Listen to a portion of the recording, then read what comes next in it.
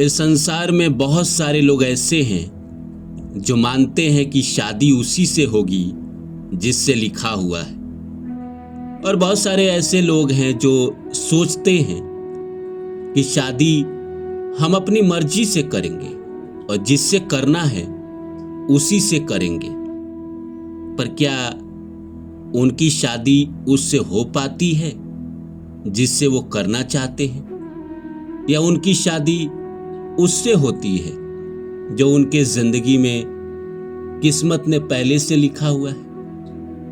कई लोग love marriage करते हैं और वो कहते हैं कि शादी तो मैंने अपने मनपसंद की लड़की से की या मनपसंद के लड़के से किया, लेकिन वो ये भूल जाते हैं कि जिससे आपने शादी किया है, जिस माध्यम से प्रकृति को आप दोनों को मिलवाना था, उसी माध्यम से मिलवा के आप लोगों की शादी करवाई।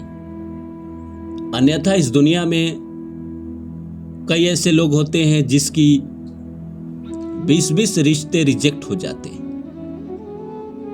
20-20 बार लड़की देखने के बाद लोग लड़की को छोड़ देते हैं। वैसे गांव समाज में लड़की देख के लड़की को छोड़ना बड़ा बुरा माना जाता है, लेकिन लोग छोड़ देते हैं। इवन यहाँ एंगेजमेंट हो जाती है, उसके बाद शादी टूट जाती है।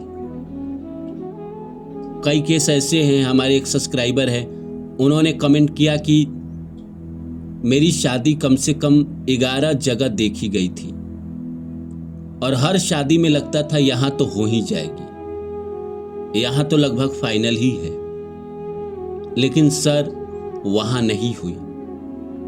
और हम जिस पत्नी से मिले वो बिना जाने एक दूसरे से मिले, शादी से पहले एक दूसरे को जानते तक नहीं थे, कभी बात नहीं किए थे। कई लोग आज के जमाने में शादी से पहले फोन पे बात करते हैं, हम लोगों ने फोन पे बात भी नहीं किया, सीधे शादी वाले दिन एक दूसरे से मिले और शादी हुई। फिर उन्होंने कहा कि कई साल हो गए शादी को, दोनों में इतना प्रेम है, इतना प्रेम जितना लव मैरिज वाले लोगों के अंदर नहीं। ये भगवान का मिलवाया हुआ इंसान है, आपके लिए गलत हो ही नहीं सकता है। शादी तो उसी से होगी जिसके आपके भगवान ने, जिसको आपके किस्मत में लिखा हुआ है। उससे हो ही नहीं सकती है जिसको आप चाहो। तो नमस्कार दोस्तों, मेरा नाम है रानू बाबू। जैसा कि आप सभी जानते हैं कि मैं आपके लिए कहानी, कविता और मोटिवेशनल वीडियो लेकर आता हूं। इसी श्रृंखला में लेकर आया हूं कि कितने लोग मानते हैं कि शादी उसी से होगी जिससे लिखा हुआ है। इस वीडियो के कमेंट में आप मुझे बताइएगा कि आप मानते हैं नहीं मानते हैं कि शादी उसी से होगी जिससे लिखा हुआ है, या उससे होगी जिससे आप चाहते हैं। तो आइए सब्जेक्ट को शुरू करें। इससे पहले आप सभी से रिक्वेस्ट है, please like my video and subscribe my channel. दो अनजान लोग मिलते हैं, प्यार होता है, ख्वाब देखते हैं कि हम दोनों शादी करेंगे। 1-2 साल, 3 साल, 5 साल रिलेशनशिप में रहते हैं, किन्हीं कारणों से उन्हें अलग होना पड़ता है, शादी कहीं और हो जाती है, किसी और के साथ जाते हैं। शादी से पहले लगता है कि उस इंसान के साथ हम जिंदगी कैसे बिताएंगे उसको तो हम जानते तक नहीं है, हम तो किसी और से प्यार करते थे, हमारा तो सपना कोई और था।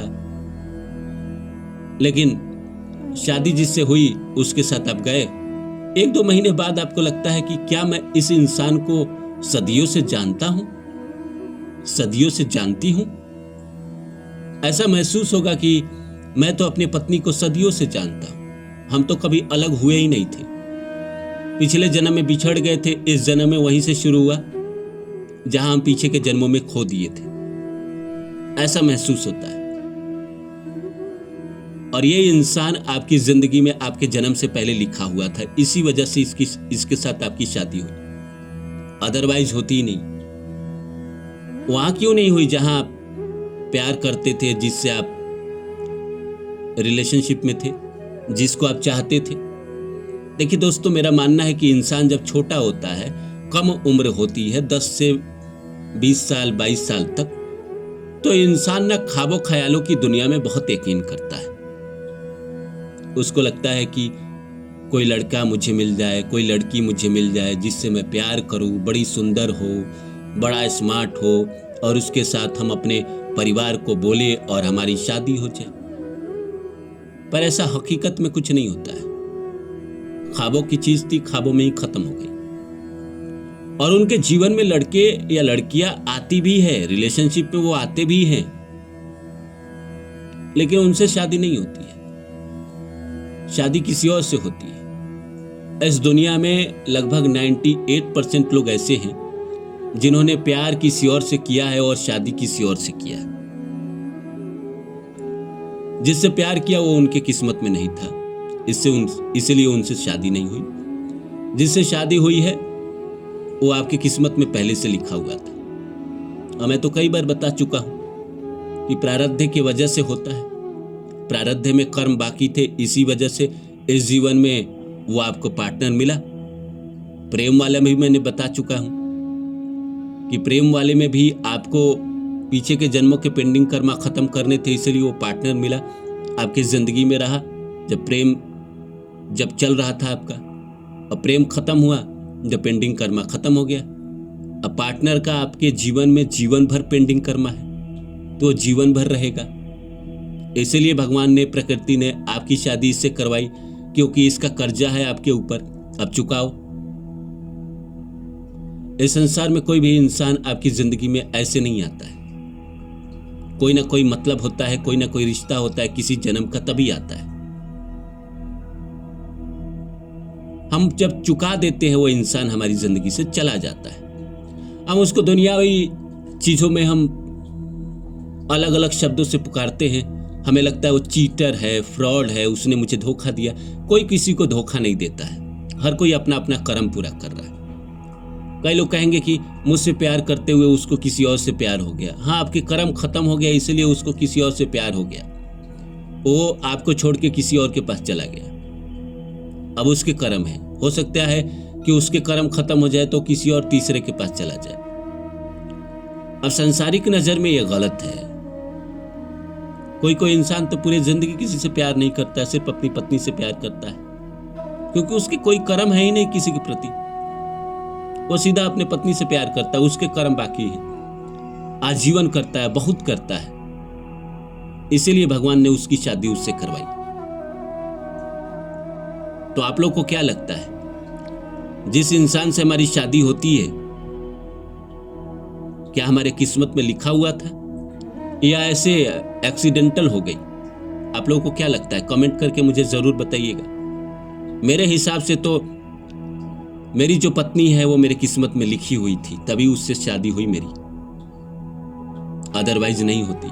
अब वो अच्छी है, बुरी है, गलत है,